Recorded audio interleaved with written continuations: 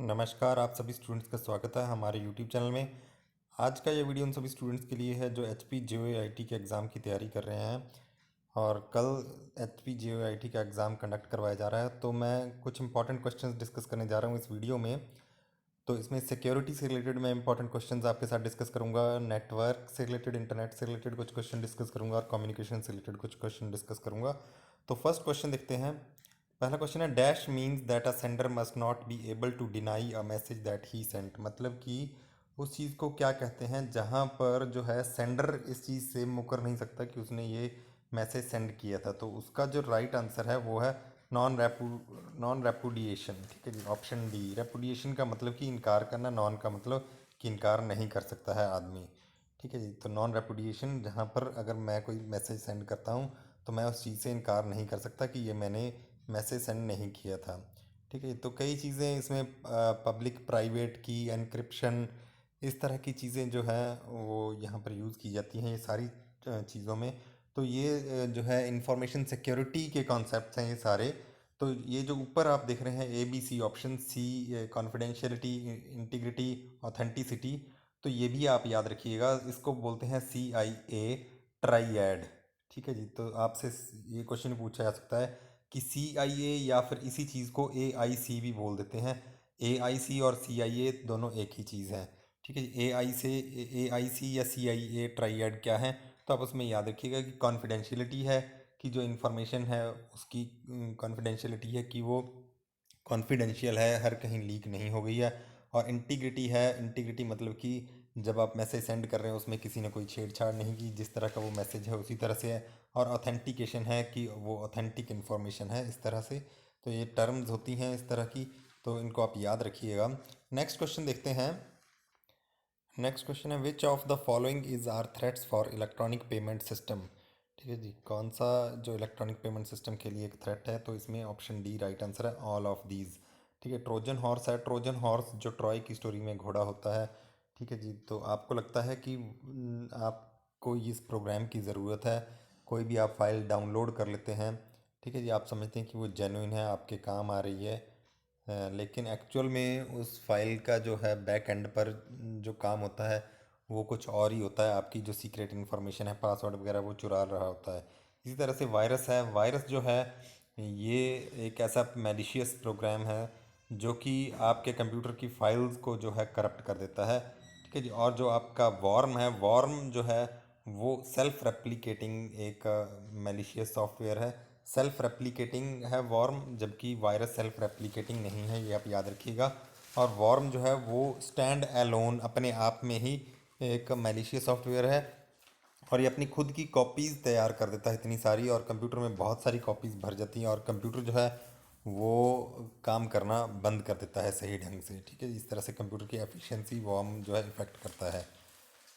तो नेटवर्क में वॉर्म अपने आप को फैला सकता है, जबकि जो वायरस है वो अपने आप नहीं फैला सकता है, उसमें जो है कुछ ना कुछ मीडियम की ज़रूरत रहती है। मतलब कि आप पेन ड्राइव एक कंप्यूटर से दूसरे में लगाएंगे तब वायरस फैलेगा। नेक्स्ट क्वेश्चन देखते हैं।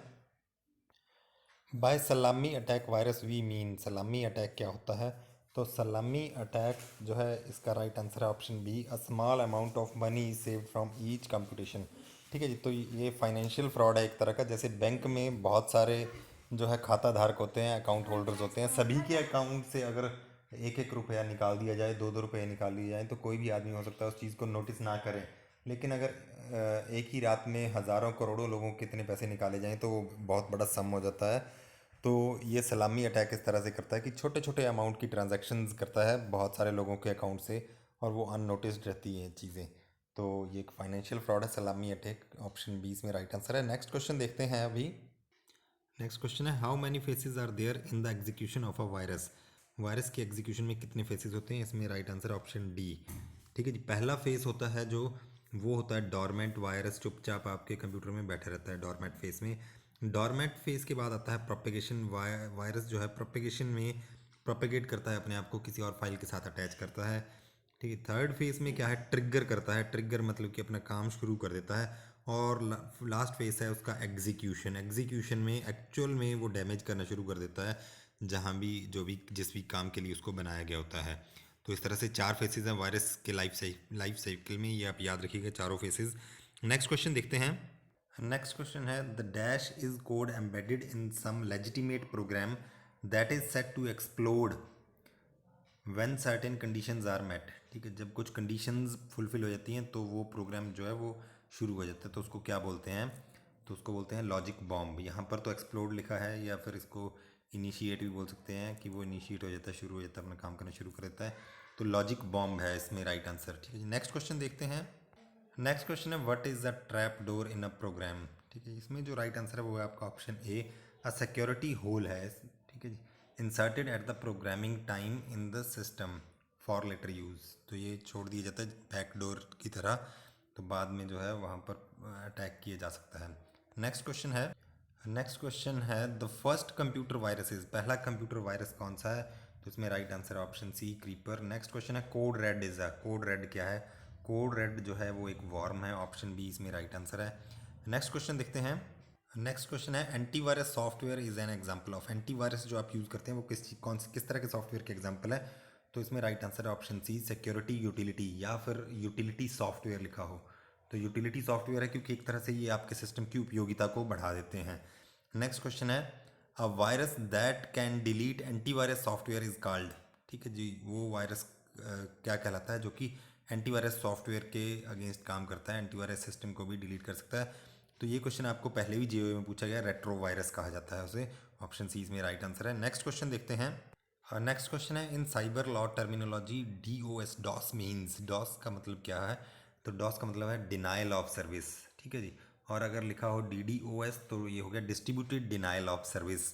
ठीक है, डिनाइल ऑफ सर्विस क्या है? अगर आप कोई वेबसाइट एक्सेस करना चाहते हैं, ठीक है, मान लीजिए पास, आप पास के लिए अप्लाई करते हैं, तो हिमाचल प्रदेश में एक बड़ा इम्पॉर्टेंट यहाँ पर जो एग्ज़ाम्पल है जो मैंने देखा है कि आप कई बार जैसे रोहतांग के पासेस के लिए अप्लाई करते हैं, तो आप वहाँ पर वो अप्लाई करते रहेंगे, आपको वो पास नहीं मिलेंगे गर्मियों में। ठीक है जी, तो वहाँ पर न्यूज़पेपर में कुछ ऐसी खबरें भी छपी थी कि जो है हैकर्स ने हैक की हैं, तो वो किसी न किसी तरह का डिनाइल ऑफ सर्विस अटैक हो सकता है। ठीक है जी, तो जहाँ पर आपको सर्विसेज डिनाई कर दी जाती हैं, आप उस वेबसाइट तक पहुँच ही नहीं पाते हैं। ठीक है जी, तो जब वही अटैक बहुत अलग अलग जगहों से मिलकर किया जाता है, ठीक है, एक जगह से ना होते हुए बहुत सारे सिस्टम यूज़ किए जाते हैं, तो उसको बोलते हैं डिस्ट्रीब्यूटेड डिनाइल ऑफ सर्विस। ठीक है जी, तो अकेला डीओएस होगा तो एक सिस्टम से हो रहा है वो अटैक, जब डिस्ट्रीब्यूटेड कई सारे सिस्टम उसमें इन्वॉल्व हैं अटैक में, तो वो डिस्ट्रीब्यूटेड डिनाइल ऑफ सर्विस है। नेक्स्ट क्वेश्चन है dash are used in denial of service attacks typically against targeted websites. ठीक है जी, क्या यूज़ किया जाता है डिनाइल ऑफ सर्विस अटैक में? तो ये है ज़ॉम्बी। ज़ॉम्बी क्या है, जो मैं आपको बता रहा हूँ कि डिस्ट्रीब्यूटेड डिनाइल ऑफ सर्विस में क्या है, अटैकर क्या है, बहुत सारे कंप्यूटर्स को हैक कर सकता है, और उनको ज़ॉम्बी जब उनको यूज़ करता है अटैक में, वेबसाइट पर अटैक करने में, या फिर एक आप कहें कि किसी वेबसाइट को अगर हम चाहते हैं कि कोई और दूसरा एक्सेस ना कर पाए, तो हम उस वेबसाइट में इतनी सारी ट्रैफिक भेज दें एकदम से, तो दूसरे लोग वहाँ पर उस वेबसाइट को एक्सेस नहीं कर पाएंगे। तो जब हम डिस्ट्रीब्यूटेडली अलग अलग जगहों पर जो है कंप्यूटर्स को हैक करके यूज़ करते हैं एज अपना टूल, तो उसको हम बोल देते हैं ज़ॉम्बी कंप्यूटर्स। ठीक है जी, तो ये ज़ॉम्बी हुआ। तो नेक्स्ट क्वेश्चन देखते हैं अभी। नेक्स्ट क्वेश्चन है हार्डवेयर और software based design to wall against unauthorised access to a computer network is known as. ठीक है जी, तो जो भी है नेटवर्क के आपका जो नेटवर्क है मान लीजिए, ठीक है जी, तो यहाँ राउटर लगा है और बहुत सारे कंप्यूटर यहाँ पर जुड़े हुए हैं आपके, तो ये जो है नेटवर्क को आपका जो चीज़ बचाती है उसको क्या बोलते हैं, ये पूछा गया है, तो उसको फायर वॉल बोलते हैं। ठीक है जी, फायर वॉल जो है अनऑथोराइज्ड एक्सेस को बचाती है, सिर्फ ऑथोराइज्ड लोग ही इस फायर वॉल को जो है क्रॉस कर पाते हैं। तो नेक्स्ट क्वेश्चन देखते हैं। नेक्स्ट क्वेश्चन है फ्री वेयर डैश एनक्रिप्ट्स डाटा। ठीक है जी, तो ये फ्री वेयर क्या है? पीजीपी। पीजीपी का मतलब प्रैक्टिक गुड प्राइवेसी प्रोटोकॉल है। तो ये कहाँ पर यूज़ होता है? ईमेल सिक्योरिटी में। ईमेल सेंड करने के लिए आप पीजीपी का प्रैक्टिक गुड प्राइवेसी या प्रैक्टिक गुड प्रोटोकॉल ये आप यूज़ कर सकते हैं ईमेल्स एनक्रिप्ट करने के लिए अपनी। नेक्स्ट क्वेश्चन देखते हैं। नेक्स्ट क्वेश्चन है H T M L is basically use to design. ठीक है जी, हाइपर टेक्स्ट मार्कअप लैंग्वेज किस चीज़ के लिए यूज़ की जाती है? तो ये वेबसाइट वेब पेजेस डिज़ाइन करने के लिए यूज़ की जाती है। तो यहाँ पर ये देखिए वेब पेज भी लिखा है और वेबसाइट भी, तो यहाँ पर राइट आंसर क्या होगा? तो ये आप मुझे कमेंट बॉक्स में बताइए। नेक्स्ट क्वेश्चन है the H T M L code written in a text editor to make web pages is called. ठीक है जी। तो क्या कहा जाता है, HTML कोड जो लिखा होता है वेब पेजेस को डिज़ाइन करने के लिए, उसको कहा जाता है सोर्स कोड। अगर आप राइट क्लिक करेंगे अपनी वेबसाइट के ऊपर, ठीक है जी, तो आप वहाँ पर source code, view source code करके अपना पूरे का पूरा वो सोर्स देख सकते हैं, किस तरह से आपका पेज डिज़ाइन किया गया HTML में। तो ये जो कुछ क्वेश्चन थे आपके इस नेट से, इंटरनेट से रिलेटेड और नेटवर्क सिक्योरिटी से रिलेटेड, वो मैंने डिस्कस किए, इंपॉर्टेंट क्वेश्चन थे कुछ। तो इसी तरह के वीडियोस देखने के लिए लाइक करें, शेयर करें, सब्सक्राइब करें हमारे यूट्यूब चैनल को। धन्यवाद।